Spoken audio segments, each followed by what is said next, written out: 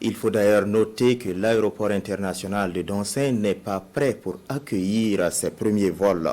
Le constat est fait par le ministre en charge des transports et de la mobilité urbaine. Il était sur le chantier où les travaux sont évalués à 80% de mise en œuvre. Les détails de la visite avec Alassane Kiendrebeogo et Aimé Solange Guigma. D'ici fin 2025, l'aéroport de Doncin sera opérationnel. C'est l'assurance donnée ici par le ministre en charge des Transports et de la Mobilité urbaine après avoir visité les travaux des lots sous maîtrise d'ouvrage public.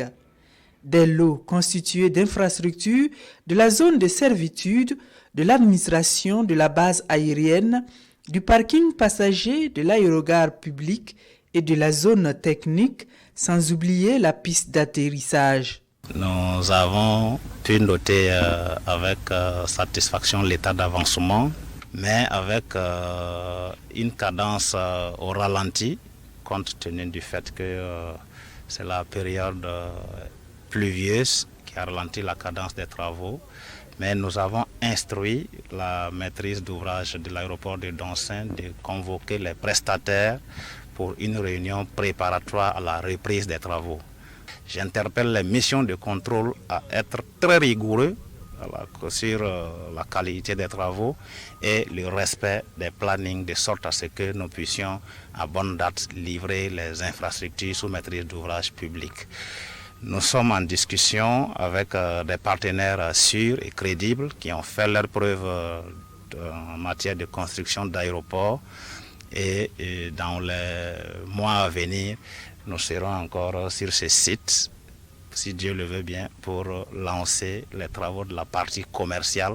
L'ambition de la maîtrise d'ouvrage de l'aéroport de Doncin est de finir les infrastructures opérationnelles d'ici fin avril 2024. Mais l'exécution de certains travaux est confrontée à des difficultés d'ordre budgétaire et technique. Globalement, pour tous ces lots, nous sommes au-dessus de 80% de mise en œuvre.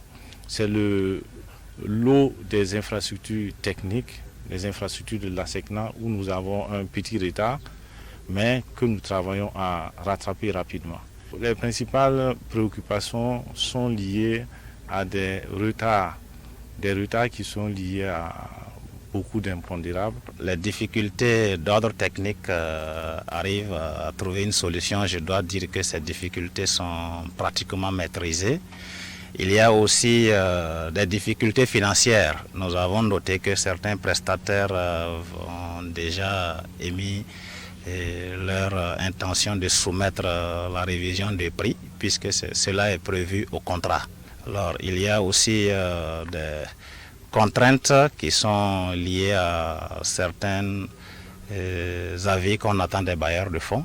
Et je crois que nous allons les relancer pour qu'ils puissent être diligents de sorte à ce que nous puissions tenir les délais. C'est dans l'optique d'améliorer la sécurité et la sûreté des activités aéronautiques et d'optimiser la mise aux normes internationales que l'aéroport de Ouagadougou se délocalise, mais également de faire de cette plateforme aéroportuaire un pôle de croissance en Afrique. Ouagadougou a des avantages comparatifs par rapport aux autres aéroports de la sous-région et il nous faut saisir, en fait, exploiter ces avantages-là pour faire de la plateforme non seulement un hub aéroportuaire, mais aussi une zone de croissance. L'investissement de l'État à la date du 30 juin 2023 sur le site de l'aéroport s'élève à 210 milliards de francs CFA.